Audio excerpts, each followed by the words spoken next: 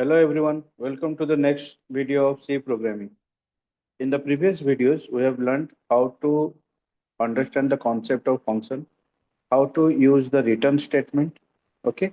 In this video, we'll write some real-time programs and use the concept of function as well as return statement. Okay. So these are the examples that we are going to discuss. First, we'll see how to find the factorial of a number by using function. Okay. So let us write down the program.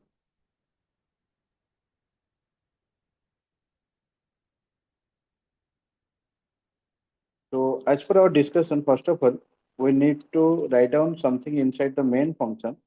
What we'll write? We'll write what is my requirement. Now my requirement is a number whose factorial I'll find out. Okay.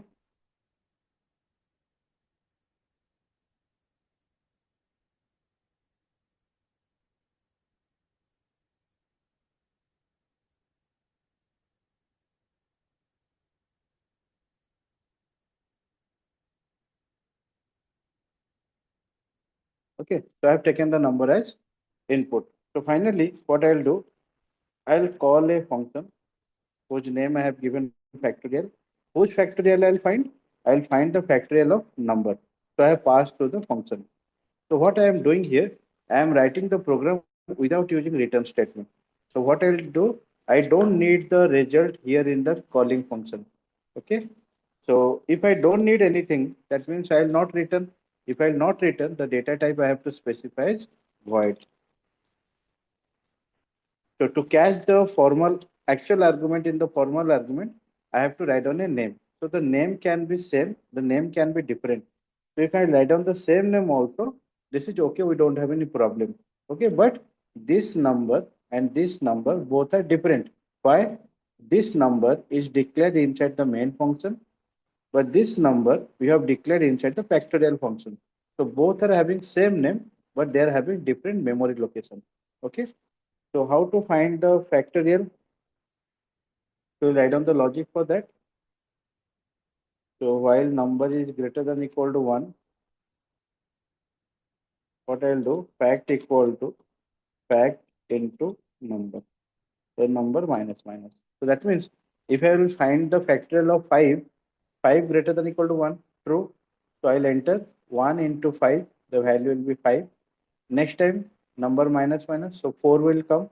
So next time 5 into 4 will be there, then 3, then 2, then 1. Okay. If I'll write also greater than 1, that is also okay, because any number you are multiplying with 1, then you will get the same result. Okay. So I am not returning anything, so I will print the value here. Factorial is percentage d, and the result is present in the fact variable. So I'll print that. Okay. I have to specify the prototype. So how to write the prototype? Prototype will be the mirror image of the called function or the function definition. Okay. So if you'll remember, this is known as your calling function with actual arguments. This is known as called function with formal arguments. Okay. This is also known as function definition. This is known as function prototype. Okay. So let us execute.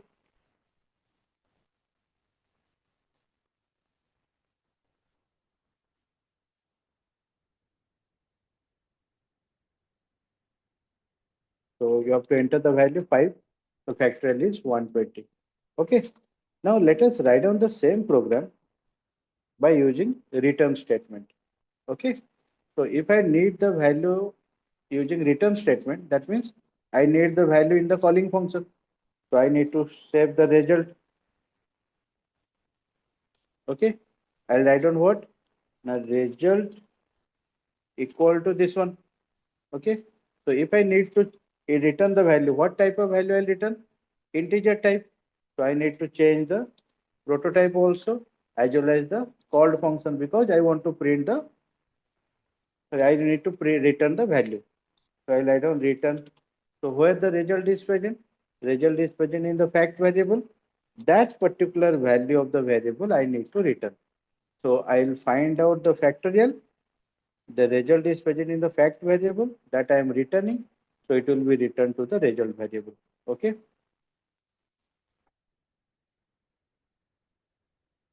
So the result is present in which variable? The result variable. Okay.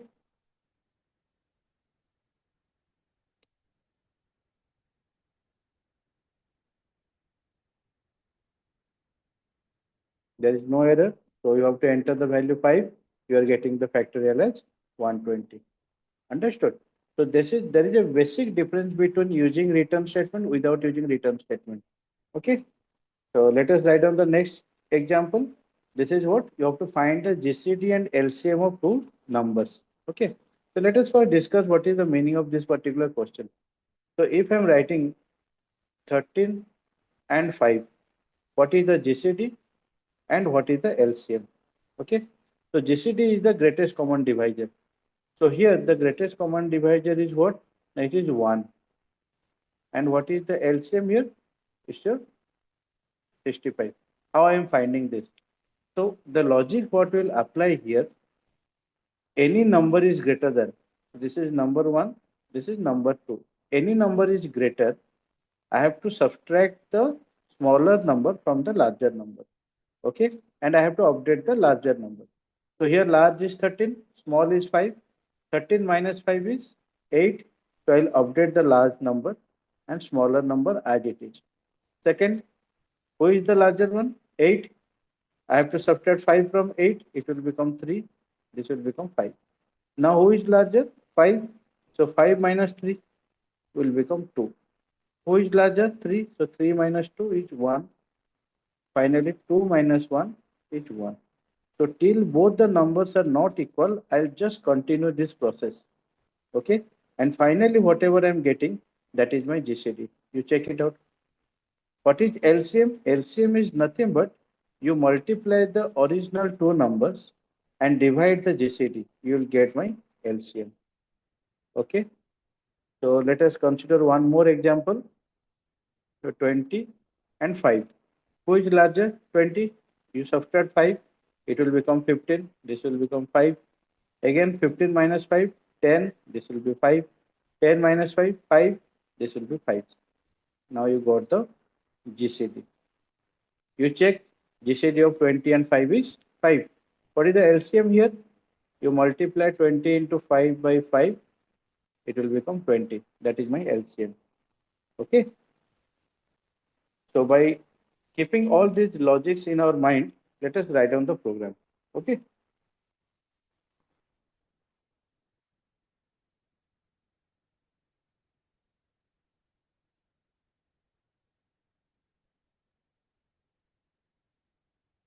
So first of all, in main function, what we have decided, you will take the input.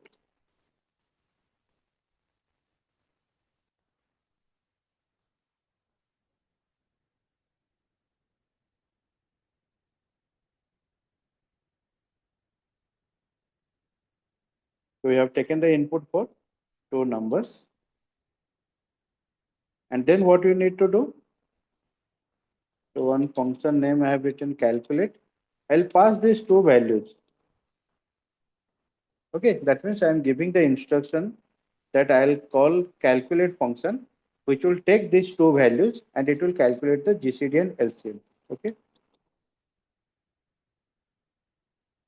You can keep same variable name or different variable name depending upon your choice, but the result is not going to give any different one. Okay.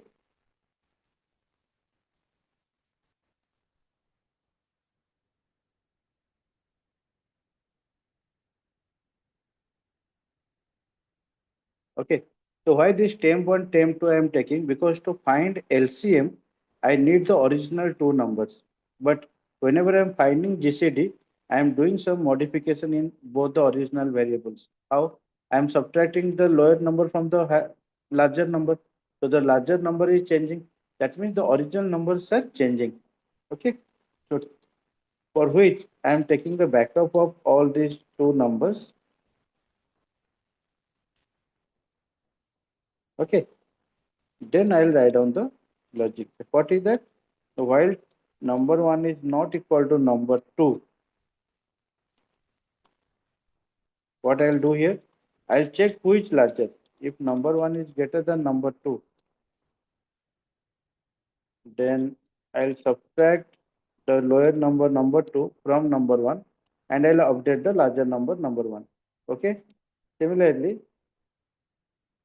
in reverse one, the smaller number is number 1. You subtract from the larger number 2 and update number 2. Okay. So once my loop will be over, both the numbers will be equal. So GCD equal to, you can write number 1 or number 2, that depends on you, because both the numbers are equal. How to find LCM then? You have to multiply the original two numbers. Now remember, these numbers are changed. Okay. So if we have not kept the backup of these two numbers, then we will never get the original numbers. Clear? So now the original numbers are present in temp1 and temp2. Then you have to divide the GCD. Okay. So printf GCD equal to %d GCD. Similarly,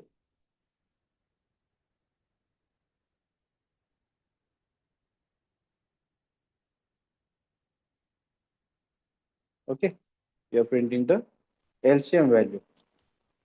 Done. Now how to provide the prototype? Check here. What is the return type? The return type is void. What is the function name? I calculate. What are the values? I have passed two values of integer and integer. That's all. Okay.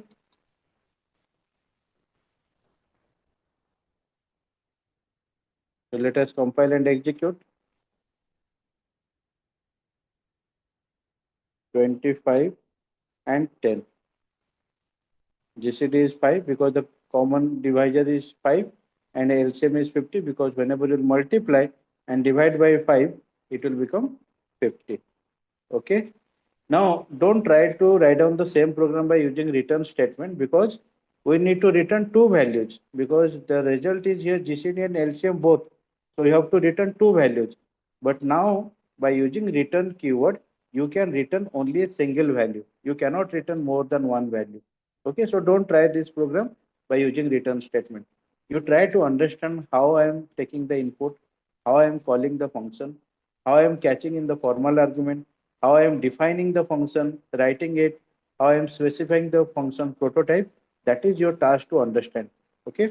Once you'll understand the format of the program, you can write any number of program by using function. Okay. The last program is all about your how to check a number is Armstrong or not. Okay. So let me discuss this particular program, and it's a task for you that you have to write down the program by yourself. For example, 153. Okay. So here, what is the length of this particular number?